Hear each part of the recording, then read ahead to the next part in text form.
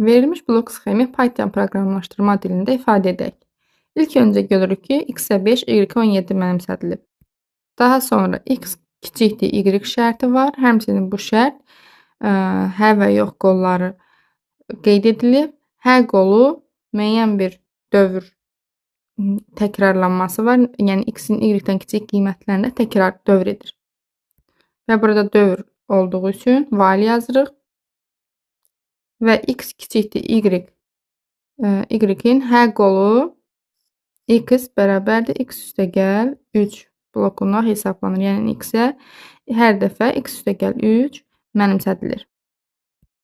Dövr yekunlaşdıqda isə, yəni x kiçik y şərti ödənmədikdə print x üstə gəl y çap edir. Doğru cavab A variantı.